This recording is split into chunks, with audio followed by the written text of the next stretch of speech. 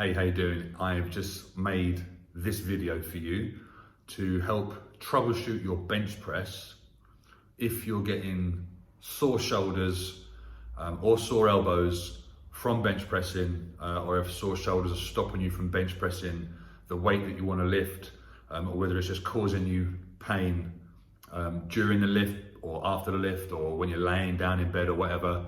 A lot of the time, shoulder pain, and if the shoulder pain is not treated, shoulder injury from things like bench press don't actually come from the pressing movement itself. They come from not having strong enough support muscles around the upper back and the shoulder. So it's very important that the muscles around the shoulder and upper back are strong so that they can help support the weight when you're using your big chest muscles to push all the weight, okay? So with a lot of these types of movements, if you neglect the support muscles, the muscles that put your bones and your joints in the optimal position, if you neglect those, then you're going to be lifting suboptimally all the time. And that sore shoulder's going to become a painful shoulder when you lift. Then it's going to become like a painful shoulder the whole time. And then by the end of it, you're going to end up maybe even going and having time off for a shoulder operation. And then you're talking 6-8 months a year out of the gym, not being able to train, okay? So I'm just going to run through 4 or 5 different movements that you can do as part of your bench press warm up and also in between your sets. So when I'm training, I tend to do a lot of sets, like 10 sets of bench, maybe superset it with some lat pull downs or whatever. So what I'll do is I'll make sure that I do 10 reps of one of these exercises in between each of my sets. So I end up doing like 10 lots of shoulder prehab/rehab work as well, okay? First thing I do is quickly talk to you about the positioning of the bar and the shoulders when you actually do the bench press to make sure you're getting that right in the first place, okay? So, if you bench press in the gym, or if you're watching other people bench pressing in the gym, what you'll commonly see is this kind of position here, where the shoulders are quite high, elbows are quite wide, and the bar is kind of above the nipples, okay? So that's, if you go into any kind of commercial gym, that's the technique that you're going to be seeing most of the time, right? Let me just... and that's not good for the shoulder, okay? I'm going to tell you why. If you look at the shoulder joint here, as soon as you start to lift the shoulder joint, you're taking all of the bones and ligaments and tendons of that joint and you're putting them in a suboptimal kind of unsupported position, okay? So the closer up towards your ear, your neck and shoulder gets, the worse your shoulder position is, okay? And also, if you look from the side here, as soon as you see the shoulder back there, as opposed to the shoulder forward, it's quite an imperceptible movement. You can see that's back, that's forward, okay? People tend to bench press with their shoulders rolled forward and they're too high. And that's a really uncomfortable position. It's a position that causes wear and tear and inflammation very, very quickly. And also, you know, if you're looking to get strong, that suboptimal position is a weak position, all right? So when we bench press, what we want to do is this.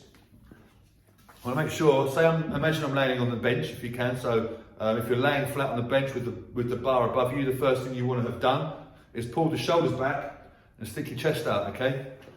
So rather than having the shoulders forward, stick your chest out, pull your shoulders back, and when you bring the bar down, you want to be looking to have the bar, or your elbows, sorry, around about 90 degrees from your torso, okay? So around about here, rather than that 90-degree angle that you'll see most people having. So that is a much more natural position, and as you can see, my fist is in front of my elbow, okay? So it's not above, inside, outside, or below my elbow position if you were looking at me from above as I'm laying on the bench. So that's where you really want to be. Now, there might be a little bit of difference depending on your body type and your size and the way you're set, but you always want to make sure shoulders are pulled back, pushed down towards your back pockets, and then when you bring your elbows at 45 degrees to your body, you're going to see that the bar naturally comes well below the nipple line, as opposed to loose shoulders, wide elbows, bar too high. Now you can see automatically that looks like a less comfortable, less powerful position. The elbows are wonky, shoulders too high. So that's the first thing you want to look at really, if you're struggling with your bench press, is are you getting the optimal position for the shoulders, elbows and bar? All right, so think 45 degrees so that you're more an arrow shape running from the head down to the elbow rather than a T shape, okay? That's okay for certain stuff, but for bench pressing, especially heavy, you want to get those shoulders sitting in the optimal position so that you can push more and get injured less. So that's the positioning. Now I'm going to run through a few moves that are going to help you keep those shoulder support muscles strong and healthy so you can bench more, get stronger, have a bigger chest, okay? Excuse me for a second. Right, first one is very, very simple, lateral raises, okay? So grab something light, 5 kg, 7.5, maybe 2.5 if you never do lateral raises, and you're just gonna come shoulder high and back down, okay? And you're gonna do a set of 20 or 30 of these.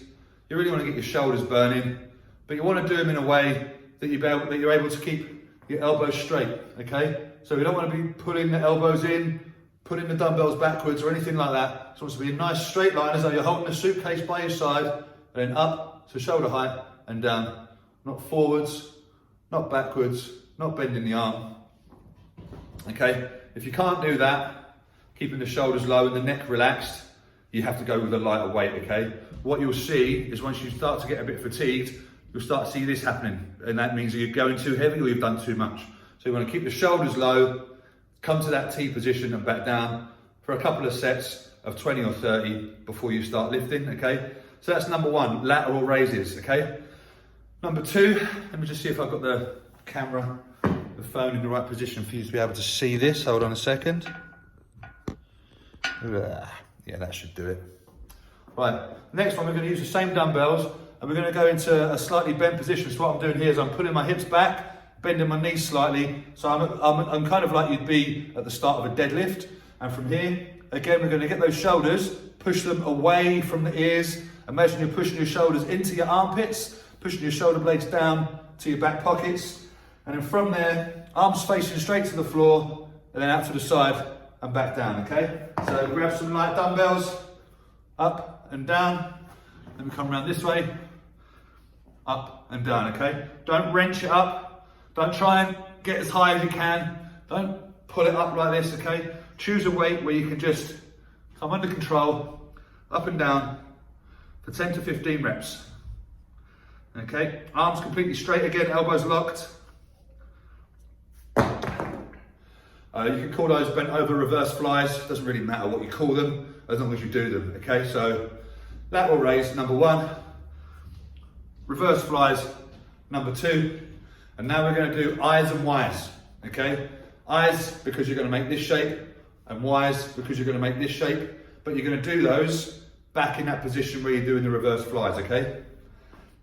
You're gonna need a much lighter weight for this one. It's got some nice little 2.5s here, but a lot of the guys at the gym for this would even use like a 1.25. If your shoulder health's really bad, you could even do it without any weights, okay? So back into that deadlift start position for your eyes, push the shoulders back, bring the arms forward.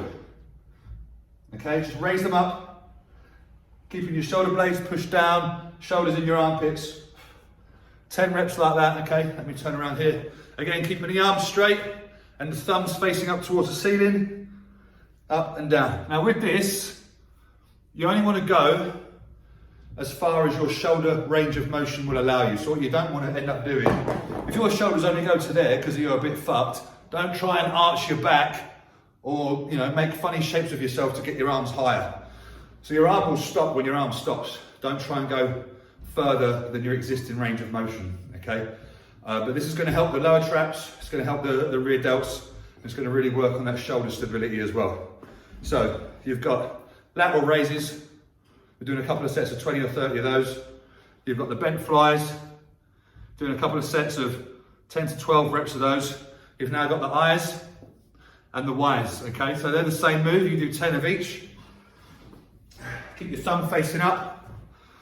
So I's, arms coming straight forward by the head. Y's, they're coming out to the side, okay? So here, I's and Y's.